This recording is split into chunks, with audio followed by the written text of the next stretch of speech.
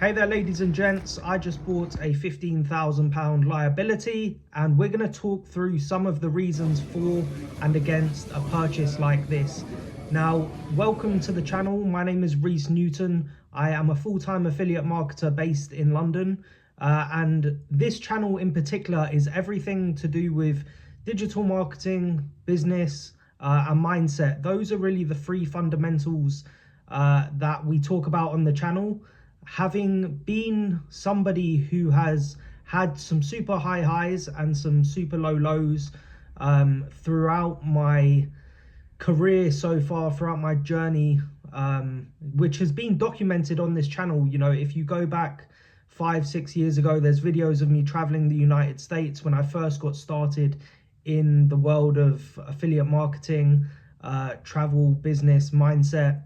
And ever since then, I've kind of kept a record of videos of, documentation of things that I've gone through.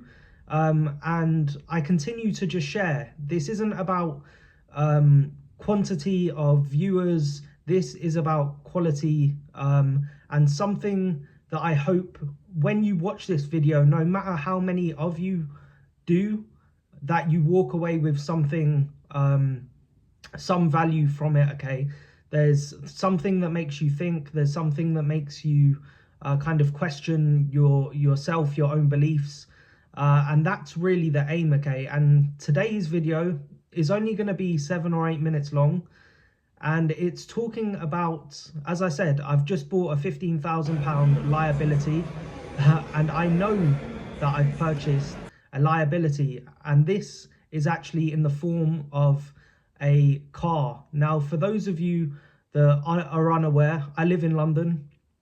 I live in the outer zones of London, not zone 1 or 2, where you can get the underground, or you can only really get around using the underground. There are underground stations where I live. It's in North London, on the outskirts of the city. But really a car is kind of a necessity, okay? And we're always taught, or if you've read, which I actually funnily have not read, Rich Dad, Poor Dad. I have lots of other books, as we can see here.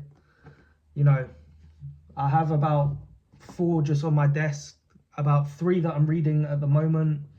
And he goes on, the author of that book, he goes on to talk about liabilities and assets, okay?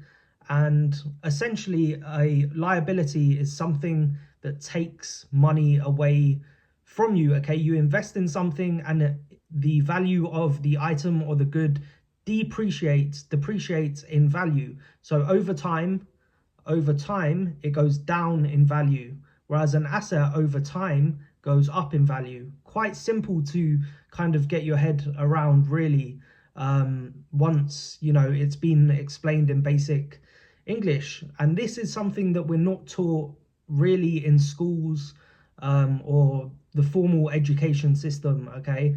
This is one of those where you either have to have come across the knowledge yourself, or maybe a family member, a friend, somebody's given you the up to talk to you about assets and liabilities. Now, this liability in question can be looked at in 2 parts, okay? On one half, the asset over time will go down in price. If we bought at 15, perhaps in 3 to 5 years, if it holds its value to somewhat, it might stay at about 10k. We're talking about cars in particular here. It could depreciate far less, but the necessity for me to have a car to get around, I could use public transport, and there's always, when making a purchase decision, 2 factors to consider. There's the price, which is what you pay initially, and then there's the cost, the ongoing fees of purchasing such items, okay? Now, recently, I actually used or bought myself an asset with what would be qualified as good debt. So I took on a loan at a certain percentage interest, but I move that money into a contract, a social housing contract that will pay more interest back uh, over a set amount of time. Okay, so that's a good asset to have. Okay, and coming back to yourselves, at a certain point, you have to kind of look, and this is what the wealthy do essentially. You know, the wealthy look at every pound, dollar, euro they spend, and they want to put that money to good use. They want their money to make money, and they want to put it into assets and lesser of liabilities. Now, depending on kind of how much you have to your name, your net worth, in a sense, in essence, you know, there are benefits to, you know, whether you pay cash, whether you finance, whether you lease, and uh, depending on your specific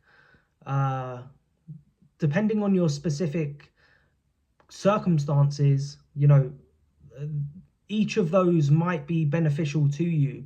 You know, there is a rule of thumb that, you know, most people will say if you have to finance, you can't afford it, you know, or you shouldn't be purchasing it if you can't buy it outright in cash.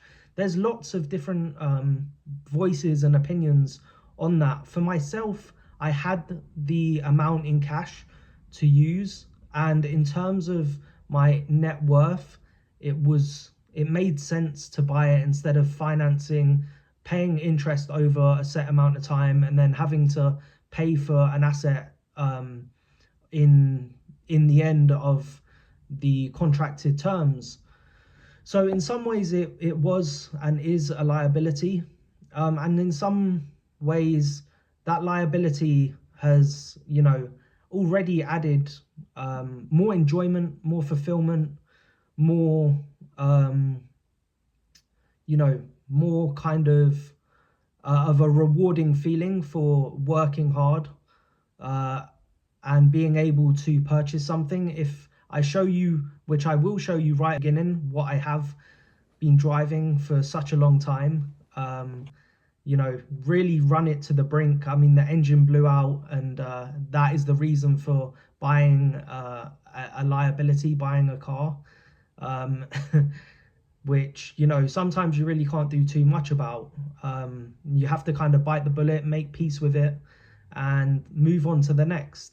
And usually when making a decision on such a larger purchase, I mean, only a house and a car, those will be probably the two biggest, most expensive things that you buy at any one point during your lifetime. You know, is making sure that, you know, that item that's being purchased is the best value, has every kind of necessity that we need, and we're willing to take on, you know, knowing that this is a sunk cost, but the benefits, you know, of that it does bring are going to be beneficial to us while we have the car, in effect, have the liability, and you've just got to kind of move on from it. Now, most of the time with large purchases and the decisions that you make around large purchases usually are dependent upon how long it will take you to recoup that amount. So the quicker you can recoup the amount, the more likely you are to spend on it. And this is something that I've taken into account. You know, now, yeah, this is something that I've taken into account, and I know that it will take me a couple of months to earn that back. And that in the meantime is fine. I mean, I already feel, you know, as I say, some of the benefits of making and buying a liability of this kind. And that's really all I have to say on the matter. I hope that what I've shared with you today, just in terms of assets and liabilities, please make sure you're buying more assets than liabilities over time. And other than that, you know, that goes into trainings, that goes into coaching, that goes into personal development. Those are all assets, and most of the time the biggest asset is you yourself. Never lose sight of that, never forget that. And then after that comes, real life assets, because you need to be the one operating before anything else can really happen. Okay, so that's 10 minutes on assets versus liabilities. Subscribe down below. Lots of love. Peace.